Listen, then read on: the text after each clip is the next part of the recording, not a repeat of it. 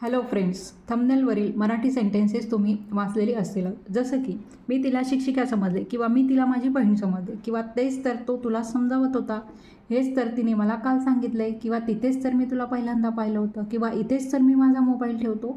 अशा प्रकारची मराठी वाक्य आपण दैनंदिन जीवनामध्ये नेहमीच बोलत असतो. मग आता अशा प्रकारची वाक्य इंग्रजीमध्ये कशी ट्रान्सलेट करायची तेच आपण आजच्या व्हिडिओमध्ये समजून घेणार आहोत. तेव्हा तुम्ही संपूर्ण व्हिडिओ स्किप न करता शेवटपर्यंत नक्की बघा. आता इथे बघा, मी इथे फर्स्ट सेंटेन्स घेतलेला आहे की मी तिला शिक्षिका समजले. म्हणजेच काय की टेक समवन फॉर, म्हणजेच एखाद्याला दुसरंच काहीतरी समजणं, तेव्हा आपण अशा प्रकारचं वाक्य बोलत असतो. किंवा मी तिला माझी बहीण समजले, म्हणजे मागच्या बाजूने जर आपण एखाद्याला पाहिलं तर आपल्या बहिणीसारखं वाटत असतं, आपण काय म्हणतो की मी तिला माझी बहीण समजले. मग आता अशा प्रकारची वाक्य इंग्रजीमध्ये ट्रान्सलेट करताना कोणत्या प्रकारचं स्ट्रक्चर वापरलं जातं ते सर्वात आधी आपण बघणार आहोत. तर त्यासाठी सर्वात आधी तुम्हाला घ्यायचा असतो नेहमीसारखाच सब्जेक्ट, म्हणजेच कर्ता. त्यानंतर तुम्हाला घ्यायचं असते टेक, हे वर्ब. त्यानंतर तुम्हाला ऑब्जेक्टिव्ह केस, म्हणजेच त्याला आपण ऑब्जेक्ट असं म्हणूया. ऑब्जेक्टिव्ह केस घ्यायचं. त्यानंतर तुम्हाला घ्यायचं असतं फॉर, म्हणजे तुम्ही कोणाला काय समजले त्यासाठी तुम्हाला फॉर घ्यायचं असते. आणि त्यानंतर तुम्हाला घ्यायचं असते नाव. अशा प्रकारे हे स्ट्रक्चर येणार आहे. मग आता मी तिला शिक्षिका समजले. आता समजले म्हणजेच हा भूतकाळ आहे. मग त्यामुळे आता इथे पहिल्यांदा आपण सब्जेक्ट मीसाठी घेणार आहोत आय, आणि इथे टेक न घेता इथे भूतकाळ आहे त्यामुळे आपण इथे घेणार आहोत टूक. आय टूक, मी समजले या अर्थाने. काय समजले? ऑब्जेक्टिव्ह केस काय आहे? कोणाला समजले? तर त्यासाठी तुम्हाला काय घ्यायचं आहे? तिला समजले. मग तिला, त्यासाठी आपण काय वापरणार आहोत? आय टूक हर. हर यालाच ऑब्जेक्टिव्ह केस असं म्हणतात. त्याला हिम, तिला हर, आम्हाला अस. अशा प्रकारे हे ऑब्जेक्टिव्ह केस असतात, हे लक्षात घ्या. म्हणजेच आय टूक हर, मी तिला समजले. काय समजले? फॉर ए शिक्षिका समजले, म्हणून इथे घ्यायचं आहे नाउन टीचर. आय टूक हर फॉर ए टीचर, मी तिला शिक्षिका समजले. अशा प्रकारे हे सेंटेन्स इथे येणार आहे. त्यानंतर आता नेक्स्ट बघा, मी तिला माझी बहीण समजले. बघा, असं सुद्धा आपण बऱ्याच वेळेला आपल्या बोलण्यात येत असते. मग आता इथे सुद्धा हे स्ट्रक्चर फॉलो आपण करणार आहोत. सुरुवातीला तर सब्जेक्ट घेणार आहोत, तो आहे मी, म्हणजेच आय. आणि समजले म्हणजे हा सुद्धा पास्ट टेन्स आहे, त्यामुळे आपण इथे घेणार आहोत टूक. आय टूक, मी समजले. कोणाला समजले ते इथे मग नंतर घ्यायचं असते, तिला, म्हणून आपण इथं घेणार आहोत हर. आय टूक हर फॉर, कोणाला समजले? कोणासारखं समजले? माझ्या बहिणीसारखं, म्हणून आपण इथे काय घेणार आहोत? माय सिस्टर. बघा, अशा प्रकारे हे सेंटेन्स इथे येणार आहे. आय टूक हर फॉर माय सिस्टर, मी तिला माझी बहीण समजले. अशा प्रकारे हे सेंटेन्स आता इथे येणार आहे. आता नेक्स्ट बघा, मी त्यांना डॉक्टर समजले. आता हे सेंटेन्ससुद्धा तसंच आहे जे आपण बघितलं की मी तिला शिक्षिका समजले. मग आता किंवा मी त्यांना डॉक्टर समजले किंवा समजलो असं सुद्धा आपण बऱ्याच वेळेला बोलण्यात येत असते. मग आता हे जे सेंटेन्स आहे ते हे वर जे स्ट्रक्चर आपण फॉलो केलेलं आहे त्या स्ट्रक्चरचाच यूज करून तुम्ही हे वाक्य इंग्रजीमध्ये ट्रान्सलेट करायचे आहे. त्यानंतर आता नेक्स्ट बघा, आधी आपण सेंटेन्स बघूया. बघा, तेच तर तो तुला समजावत होता किंवा तेच तर मी त्याला सांगितलं. आता बघा, तेच तर तो तुला समजावत होता हे टेन्समधलं सेंटेन्स आहे, त्यामुळे आपण हे सहजपणे इंग्रजीमध्ये ट्रान्सलेट करू शकतो.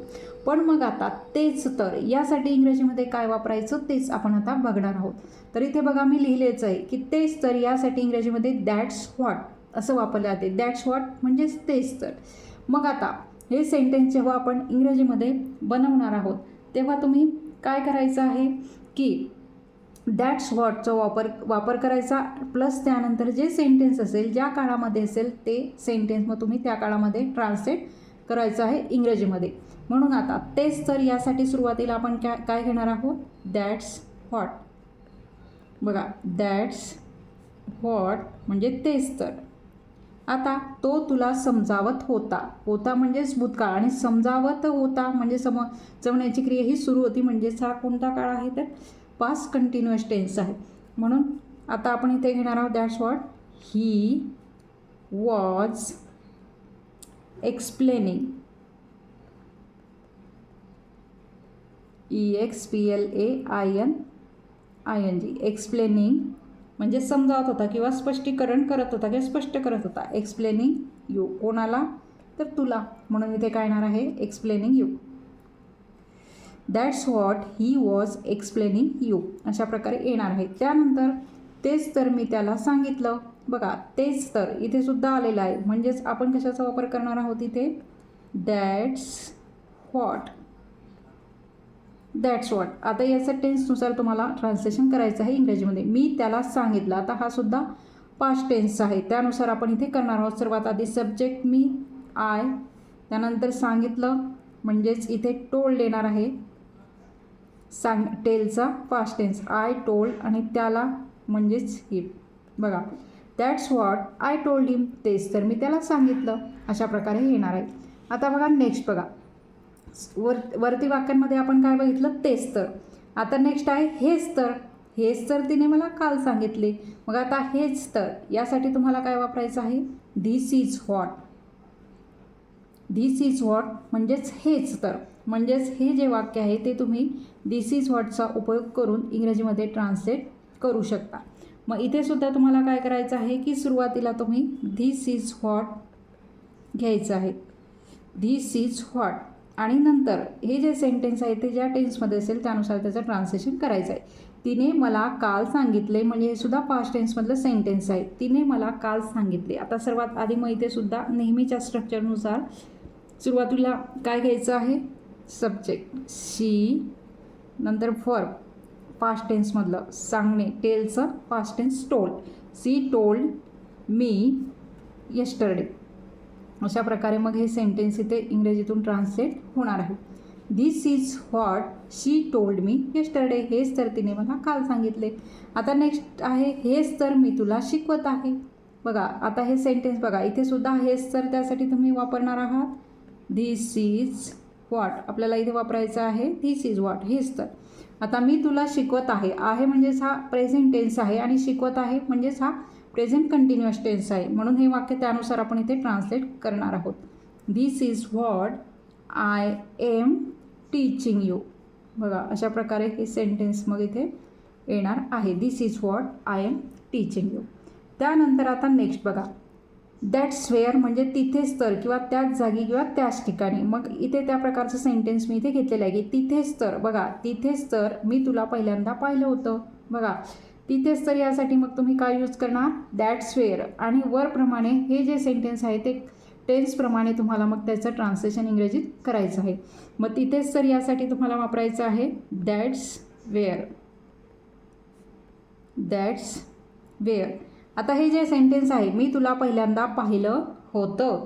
आता हे जे सेंटेन्स आहे ते परफेक्ट टेन्समधलं तुम्हाला दिसत आहे, पण त्याचबरोबर पाहिलं होतं म्हणजेच पास्ट टेन्स आहे. म्हणजेच हे जे सेंटेन्स आहे ते पास्ट परफेक्ट टेन्समधलं आहे. मग त्यानुसार याचं ट्रान्सलेशन आता आपण करणार आहोत. आय हॅड वापरतात पास्ट परफेक्टमध्ये. आय हॅड नंतर क्रियापदाचं विथ रिफॉर्म.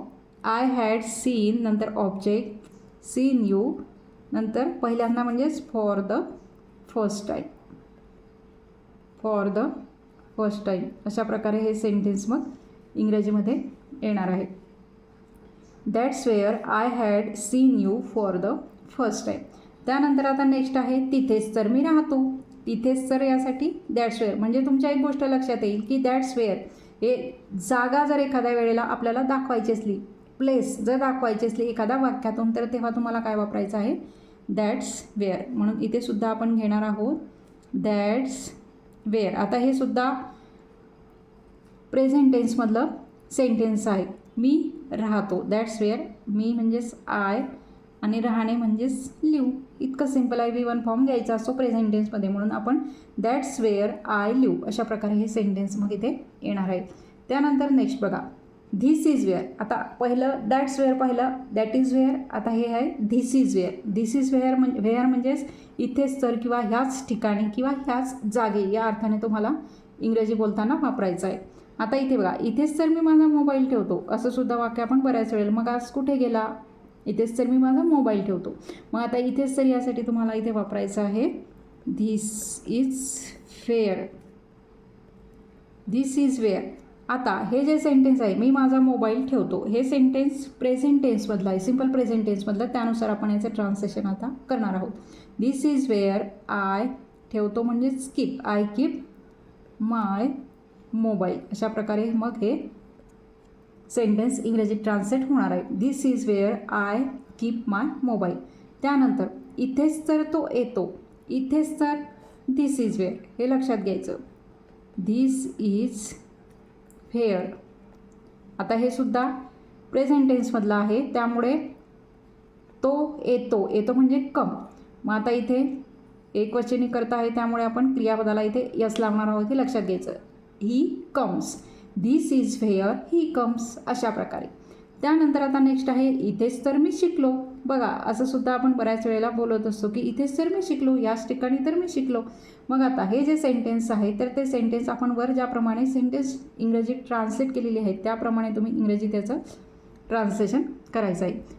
तर अशा प्रकारे आजच्या या व्हिडिओमध्ये आपण ॲडव्हान्स इंग्लिश स्ट्रक्चरनुसार आपल्या रोजच्या बोलण्यातील वेगवेगळ्या मराठी वाक्यांचे इंग्रजीमध्ये ट्रान्सलेशन केलेले आहे. तेव्हा आजचा हा व्हिडिओ तुम्हाला कसा वाटला ते सुद्धा कमेंट करून नक्की सांगा. And thank you for watching.